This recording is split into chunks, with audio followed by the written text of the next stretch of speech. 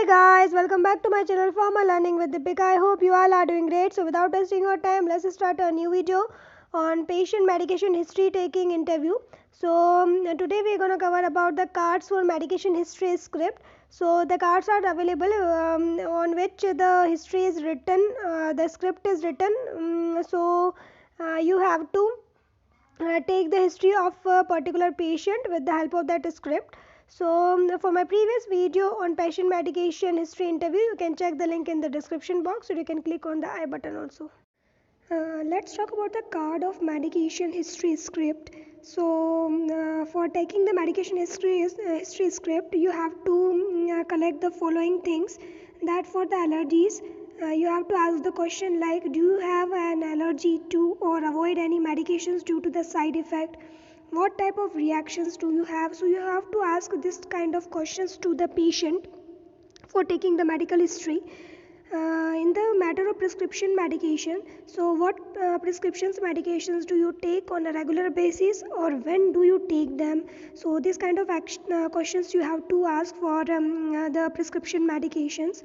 And for the non-prescription medications, you have to ask the questions to the patients like, what non-prescriptions or over-the-counter medications do you take on a regular basis, or when do you take them? Or if the patient is taking any herbal supplement or vitamins, so different types of questions you have to ask to the patients like, what herbal, natural or homeopathic remedies do you take, what vitamins or the minerals do you take, when do you take them.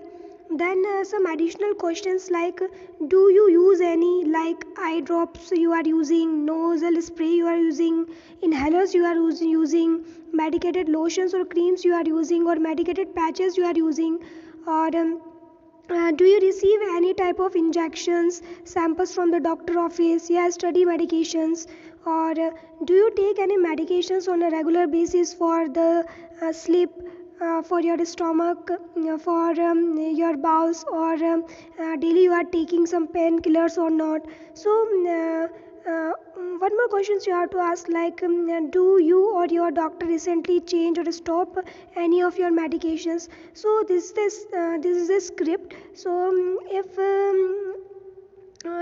कोई भी अगर pharmacist नया होता है जिसको पता नहीं रहता कि किस टाइप के क्वेश्चंस उसको पूछने हैं while taking the history of any patient, so this is the script और this kind of the questions you can ask to the patient, और you can refer this script for asking the questions to the patient. Then the client education. So you have to educate the client also when they are visiting to you, that encourage the ownership, and you have to educate the client to bring the medications from home at each appointment. तो जब भी appointment के लिए client कोई आता है आपके पास में, कोई भी पेशेंट आता है, तो आपको उसको एजुकेट करना है कि you have to bring the medications all the time when you are visiting an hospital. Then client को ये भी आपको एजुकेट करना पड़ता है कि जो भी मेडिकेशंस की लिस्ट है, जो करंट मेडिकेशंस उसकी चल रही है, या तो प्रिस्क्राइब मेडिकेशन हो या फिर ओटीसी मेडिकेशन हो, तो किसी भी टाइप की मेडिकेशंस अगर वो ले रहा है तो उसकी लिस्ट वो लेके आए. फिर फैमिली मेम्बर्स या केयर गिवर्स रहते हैं तो उनको इनक्रेज करें कि वो इसमें इन्वॉल्व हों, ताकि कि पेशेंट उस लिस्ट को लेने के लिए भूल ना जाए, या फिर उसके वो जो इतनी भी मेडिकेशन उसकी चल रही है वो प्रॉपरली उन मेडिकेशन से अडर होकर रहे. इनकरेज वन फार्मेसी कि वो भी इस चीज़ पे ध्यान दे कि वो भी एक कॉपी रखें मेडिकेशन की जो लिस्ट रहती है, या जो भी प्रिस्क्रिप्शंस रहते हैं, या जो भी ओटीसी मेडिकेशंस कोई पेशेंट लेके जा रहा है तो उसकी लिस्ट को वो बना के रखे. तो एक तरीके से ये भी एजुकेशन एक फार्मासिस्ट प्रोवाइड कर सकता है. Then client information brochure. So you have to make some client information brochure जिसमें कि आपको for your safety, know it, show it, your medication list. तो ये इस तरीके से ब्रोशर आपको बनाना चाहिए जिसमें कि know your medication, list your medication, update your list always, carry your list with you, show your list. So KLUCS, carry, know, list, update, carry and show. So this type of thing you have to place it on to the brochure. और कुछ important points आपको लिखने पड़ते हैं ताकि कि keep your medication list up to date. So it basically make the necessary changes to your list any time your medication changes, और update your list as soon as you are no longer taking a medication. Then carry your medication list with you at all the time. So place your list in your wallet or your purse along with your personal information. So कभी भी क्या होता है कि patient जो भी medications वगैरह ले रहा है तो उसको हमेशा उसकी मेडिकेशन की लिस्ट अपने पास में रखनी चाहिए, क्योंकि कभी क्या होता है खुदा ना खास्ता कुछ उसके साथ में हो गया, कभी कुछ एक्सीडेंट हो गया, कुछ हो गया, या वो फैंट हो गया, तो उस कंडीशन में अगर उसकी लिस्ट मेडिकेशन की लिस्ट उसके पास में रहती है, उसके पर्स में वो कैरी करता है, तो कोई भी वो लिस्ट को शो कर सकता है पर्टिकुलर फिजिशियन को या डॉक्टर को कि ये मेडिकेशन ले रहा था, तो जिससे वो साइड इफ़ेक्ट या एडवर्स इफेक्ट से बच सकता है. और इन्फॉर्म योर लव्ड वंस, और जो भी आपके लव्ड वंस रहते हैं या केयर गिवर्स रहते हैं तो उनको भी आप इन्फॉर्म कर दें कि आपने जो लिस्ट रखी है वो कहाँ पर रखते हो आप अपनी मेडिकेशंस की लिस्ट. और ensure that the emergency medical personnel can have the access to your list. और जो भी अगर आपका पर्सनल कोई मेडिकल है तो उसके पास में भी आपका जो लिस्ट है वो रहना चाहिए, तो ये चीज़ भी पता होनी चाहिए. तो ये इन्फॉर्मेशन भी आप उस ब्रोशर में शेयर कर सकते हो. Then share your medication list with those who care for your health. और आपकी जो मेडिकेशन की लिस्ट है आप उनके साथ में शेयर करके रखो जो आपकी बहुत ज़्यादा केयर करते हैं. जैसे sure list every time you visit to your doctor's office, use it every time you go to the emergency or if admitted to the hospital. Provide your list to all the healthcare providers even if they don't ask. तो कभी भी अगर health provider भी कभी पूछना भूल जाते हैं आपकी लिस्ट जो मेडिकेशन लिस्ट चल रही होती है तो भी आपको उस कंडीशन में you have to provide that list to that health care provider. तो आपको देनी चाहिए ये लिस्ट. देन कुछ प्रोविजनल टूल्स रहते हैं for the clients creating a list. So ISTA medication card, मतलब कि ISTA का फॉर्म होता है it's safe to ask. Medication card developed by the Manitoba institute of plant safety. तो ये आपका जो रहता है वो फ्रीली अवेलेबल है, you can assess. So free on charge है, जहाँ पर आप अपना मेडिकेशन का कार्ड बनवा सकते हो और आपकी मेडिकेशन की लिस्ट प्रॉपर वहाँ पर लिख सकते हो. और from a local senior resource council से आप ले सकते हो, फ्रॉम फायर पैरामेडिकल स्टेशन से, from participating pharmacist, from participating physicians and primary care providers. तो यहाँ पर आपकी जो लिस्ट रहती है वो अवेलेबल रहती है.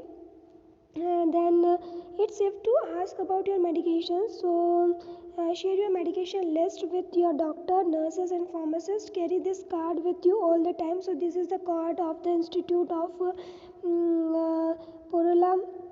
So you can see that जो भी मैनीटोबा इंस्टीट्यूट है तो उसका ये मेडिकेशन कार्ड है, तो ये इसको आप फिल करके रख सकते हो जिसमें कि नेम आपका मेंशन होता है, मोनिटोबा हेल्थ रजिस्ट्रेशन नंबर मेंशन होता है, पर्सनल हेल्थ ID मेंशन होती है, मेडिकल प्लान मेंशन होता है, देन फैमिली डॉक्टर का नेम मेंशन होता है, उसका फ़ोन नंबर मेंशन होता है, इमरजेंसी कॉन्टैक्ट मेंशन होता है, फ़ोन नंबर, फार्मेसी का नेम मेंशन होता है, complete health care directive mention करना रहता है. Then you have to mention the medical history, like आपको डायबिटीज़ तो नहीं है, हाई ब्लड प्रेशर तो नहीं है, हार्ट डिजीज़ तो नहीं है, ब्रीथिंग प्रॉब्लम्स तो नहीं है, या अदर कोई मेडिकल प्रॉब्लम तो नहीं है आपका, या my allergies and bad reactions on the medication. So you have to write that allergies. Then list of all medications that you are taking including the herbal medicines or the vitamins also you have to mention in that below list. So the आपको medication का नाम mention करना होता है. Then you have to mention the strength of that particular medication. Then how much quantities you are taking, how often you are taking. Then कब आपने start करी थी, कब वो पर्टिकुलर मेडिकेशन को स्टॉप किया है, और रीज़न ऑफ टेकिंग कि क्यों आप वो पर्टिकुलर मेडिकेशंस को ले रहे हो और किसने आपको प्रिस्क्राइब करी है. तो ये चीज़ें आपको मेंशन करनी पड़ती है. If you have questions call your pharmacist और the Manitoba information line for everything. Then ये पूरा लिस्ट आपका मेंशन रहता है. फिर एडिशनल कॉपीज़ जो रहती है आप यहाँ पर चेक कर सकते हो www.safetosca.ca पे. फिर अदर टूल्स जो अवेलेबल है जहाँ पर R&D knowledge is the best medicine available for the free of charges like the www.canadapharma.org पे भी देख सकते हो. साइट डेवलप मेडिकेशन कार्ड और प्रिंटेड शीट्स अवेलेबल रहती है. Pieces of paper, notebooks, assist when required. Then reconciliations and the documentation. So upon discovering a discrepancy, you have to update the list if minor, example OTC taken as needed. तो minor भी changes होते हैं तो आपको अपनी list में update करना चाहिए. और include medications prescribed by the other physicians, example specialist. तो अगर कोई स्पेशलिस्ट भी आपको कुछ मेडिकेशन को प्रिस्क्राइब करता है तो उस मेडिकेशंस को भी आपको लिस्ट में इंक्लूड करना है. Then inform the physician if client is not taking as prescribed. और अगर प्रिस्क्रिप्शन के अकॉर्डिंग अगर कोई क्लाइंट मेडिकेशंस नहीं ले रहा है तो फिजिशियन को इन्फॉर्म करना. फिर document in the client chart. तो क्या क्या डॉक्यूमेंट होने चाहिए. So the data mat completed and initial on the medications reconciliation status record. Then any pertinent informations in the progress note. तो ये डॉक्यूमेंट्स रहते हैं क्लाइंट चार्ट में. You have to fill. Then बहुत सारी चीज़ें रहती है जिसमें कि कम्प्रहेंसिव पेशेंट हिस्ट्री फॉर्म रहता है जो कि एक पेशेंट को फील करना चाहिए. तो उसका कम्प्रहेंसिव हिस्ट्री फॉर्म में होता क्या है कि उसमें आपका पेशेंट का नेम मेंशन होता है, ठीक है, फिर डेट मेंशन होती है. Then describe your main problem. तो कोई भी अगर कुछ अगर पेशेंट को प्रॉब्लम रहती है तो उसको पूरा डिस्क्राइब करना पड़ता है. Then where is your problem located और how severe is your problem. Then how long have you had this problem, when does this problem occur, where were you when this problem started, what other things happen with this problem. तो ये सारी चीज़ें आपको mention करनी पड़ती है. Plus कुछ questions ऐसे रहते हैं जिनका आपको आंसर करना पड़ता है यस नो में. Like have you ever had the following. अगर आपको डायबिटीज़ है तो you have to write yes और नो. हाइपरटेंशन है तो यस और नो. कैंसर है तो यस और नो. स्ट्रोक है तो यस और नो. हार्ट ट्रबल है तो यस और नो में आपको आंसर देना. आर्थराइटिस है, कन्वर्जन्स है, ब्लीडिंग टेंडेंसी है, एक्यूट इन्फेक्शंस है, वेनरल डिसीजेज है या हेरिडिटरी डिफेक्ट्स है. तो इस कंडीशन में आपको यस और नो का आंसर करना रहेगा. फिर कुछ भी जो लिस्ट ऑफ प्रीवियस हॉस्पिटलाइजेशंस या सर्जरीज़ या सीवियर इंजरीज़ अगर कुछ हुई थी तो वो आपको मेंशन करनी पड़ती है. प्लस कब हुई थी वो आपको मेंशन करना पड़ेगा. Plus list of the medications you are taking currently वो आपको मेंशन करना है. प्लस पेशेंट की आप सोशल हिस्ट्री भी लेते हो जिसमें कि उसका मैरिटल स्टेटस पता हो लिखना पड़ता है कि वो सिंगल है, मैरिड है, सेपरेटेड है, डाइवोर्स्ड है या फिर विडोड है. फिर यूज़ ऑफ अल्कोहल, वो अल्कोहल यूज़ करता है कि नहीं करता है. तो उसने कभी नहीं किया है तो you have to answer never. Rarely करा है या मॉडरेटली करा है या डेली करा है. या use of tobacco, never, previously but quite और क्विट कर दिया है या फिर करंट पैक या पर डे कितना ले रहा है वो. तो ये चीज़ भी आपको मेंशन करनी पड़ेगी. प्लस यूज़ ऑफ ड्रग तो कभी यूज़ नहीं किया तो नेवर. या फिर अगर कभी करा होता है तो टाइप ऑफ ड्रग या फ्रिक्वेंसी कितनी है वो आपको मेंशन करना पड़ेगा. प्लस आपको एक्सेसिव एक्सपोजर एट होम और वर्क कहाँ पर होता है. फ्यूम से एक्सपोजर है या डस्ट से कुछ प्रॉब्लम है या सॉल्वेंट से कुछ प्रॉब्लम है या नॉइज़ से कुछ प्रॉब्लम है. फिर इस कंडीशन में क्या होता है कि जो कम्प्रिहेंसिव पेशेंट हिस्ट्री लेते हैं तो उसमें फैमिली की मेडिकल हिस्ट्री भी आ जाती है जिसमें कि फादर की एज, उसकी डिसीज़ कंडीशंस, इफ़ डिसीज़ तो कॉज ऑफ डेथ क्या थी, फिर मदर की एज, फिर डिसीज़ कंडीशंस हैं और इफ़ कॉज्ड तो कॉज ऑफ डेथ अगर हो जाती है तो वो भी आपको लिखना पड़ता है. प्लस सबलिंग्स की एजेस मेंशन करनी पड़ती है. उनको कोई डिसीज़ कंडीशन तो नहीं वो मेंशन करना पड़ता है. और इफ़ डिसीज़ कंडीशन है और उनकी डेथ हो गई है तो किस वजह से हुई है वो आपको मेंशन करना पड़ेगा. फिर स्पाउस अगर है तो उनकी एज मेंशन करनी पड़ती है, उनकी डिसीज़ कंडीशन मेंशन करनी पड़ती है. फिर कोई चिल्ड्रन वगैरह तो उनकी एज, उनकी डिसीज़ कंडीशन मेंशन करनी पड़ेगी. फिर कुछ क्वेश्चंस रहते हैं जिनके आंसर्स आपको देने होते हैं. So are you currently experiencing any of the following like the आपको गुड जनरल हेल्थ लेटली तो ये नो या यस में आपको आंसर देना है. रिसेंट वेट गेन किया है क्या, फीवर, फटीग या हेडेक तो नहीं है तो यस नो में आपको आंसर करना है. फिर फिर कॉन्स्टिट्यूशनल क्वेश्चन होते हैं, और जो मस्कुलोस्केलेटल क्वेश्चंस होते हैं उसमें आपका जॉइंट पेन तो नहीं है, जॉइंट स्टिफनेस या स्वेलिंग तो नहीं है, वीकनेस ऑफ द मसल्स और जॉइंट तो नहीं है, मसल पेन या फिर क्रैम्प्स तो नहीं आते हैं, बैक में पेन तो नहीं होता है, कोल्ड एक्सट्रीमिटीज़ या डिफिकल्टी इन वॉकिंग तो नहीं। तो इसका भी आंसर्स आपको यस नो में देना पड़ता है। प्लस आई से रिलेटेड कोई डिसीज़ तो नहीं है, तो आई डिसीज़ और इंजर्ड तो नहीं है, आप ग्लासेस पहनते हो, कॉन्टैक्ट लेंसेज पहनते हो, ब्लड विजन तो नहीं है, डबल विजन तो नहीं है। तो इसका आंसर आपको यस नो में देना है। फिर स्किन रिलेटेड डिसीज़ में रैशेस और ईचिंग तो नहीं हो रही है, change in the skin colour, तो इसका भी आंसर आपको यस नो में देना है। तो ये चीज़ें आपको मेंशन करनी पड़ती है। तो ये पूरी जो कम्प्रिहेंसिव पेशेंट हिस्ट्री फॉर्म रहता है बहुत बड़ा सा फॉर्म होता है। इसमें आपको ENT से रिलेटेड क्वेश्चंस भी पूछे जाते हैं, ईयर नोज़ और थ्रोट से रिलेटेड क्वेश्चन कि हियरिंग लॉस तो नहीं है, रिंगिंग तो नहीं हो रही ईयर में, फिर आपका जो साइनस प्रॉब्लम तो नहीं है, नोज़ ब्लीड तो नहीं करता है, माउथ सोर तो नहीं है, ब्लीडिंग गम्स तो नहीं है, बैड ब्रेथ का प्रॉब्लम तो नहीं है, सोर थ्रोट तो नहीं है, स्वेलन ग्लैंड्स तो नहीं है इन द नेक एरिया। तो इसमें भी आपको यस नो का आंसर देना रहेगा। फिर कुछ अगर कार्डियोवास्कुलर डिसीजेज हैं तो उसमें हार्ट ट्रबल तो नहीं होता है, चेस्ट पेन तो नहीं है, सडन हार्ट बीट तो नहीं है, स्वेलिंग इफेक्ट तो नहीं है, तो इसका भी आंसर आपको यस नो में देना है। फिर रेस्पिरेटरी प्रॉब्लम से रिलेटेड क्वेश्चन होते हैं जिसमें कि frequent coughing, spitting up blood, shortness of the breath, asthma और वीजिंग तो नहीं है, तो इसका भी यस नो में आंसर देना है। फिर गैस्ट्रोइंटेस्टाइनल प्रॉब्लम के रिलेटेड क्वेश्चंस होते हैं इसमें, जिसकी loss of appetite, change in the bowel movement, nausea और वोमिटिंग, फ्रीक्वेंट डायरिया, तो इसका भी you have to give the answer in yes and no. फिर न्यूरोलॉजिकल कुछ क्वेश्चंस होते हैं जिसमें कि आपको पूछा जाता है कि लाइट हेडेड या डिजीनेस तो आपको फील नहीं हो रही है, कन्वर्जन्स और सीजर्स तो नहीं आते हैं, नमनेस तो नहीं फील होता है, ट्रीमर्स तो नहीं है, पैरालिसिस तो नहीं है, स्ट्रोक तो नहीं है, हेड इंजरीज तो नहीं है, तो इसका भी आपको यस नो में आंसर देना है। फिर साइकेट्रिक कंडीशंस में मेमोरी लॉस तो नहीं है, कन्फ्यूजन तो नहीं होता है, नर्वसनेस, डिप्रेशन, स्लीप प्रॉब्लम, तो इसका भी आंसर आपको यस नो में देना पड़ता है। फिर एंडोक्राइन से रिलेटेड प्रॉब्लम्स जिसमें कि थायरॉइड डिसीजेस तो नहीं है, डायबिटीज़ तो नहीं है, एक्सेसिव थर्स्ट और यूरिनेशन तो नहीं होता है, हार्ट और कोल्ड इंटॉलरेंस तो नहीं है, फिर ड्राई स्किन तो नहीं है, चेंज इन द हैट और ग्लव साइज तो नहीं है, तो ये चीज़ों का आंसर भी आपको यस नो में देना है। फिर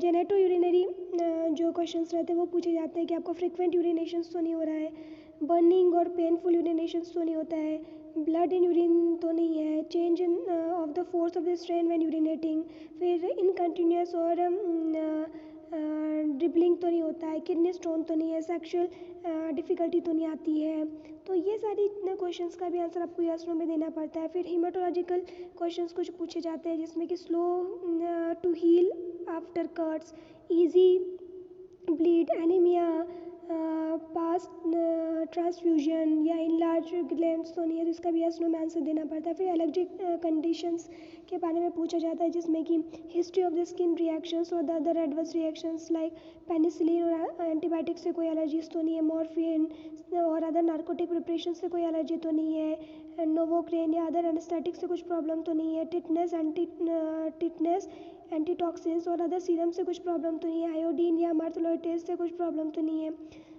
तो ये कुछ फूड एलर्जीज तो नहीं है, तो इनका भी आंसर आपको यस नो में देना पड़ता है। फिर यहाँ पर पूरा जो कम्प्रिहेंसिव आप मेडिकल हिस्ट्री ले लेते हो तो उसके बाद में पेशेंट के सिग्नेचर होते हैं और फिजिशियन के सिग्नेचर होते हैं। That's all for today. Thank you for watching. I hope you are liking my videos. If you like my videos, then subscribe to my channel and share my videos as much as you can with your friends and family members. Stay safe and healthy. Bye bye. Take care.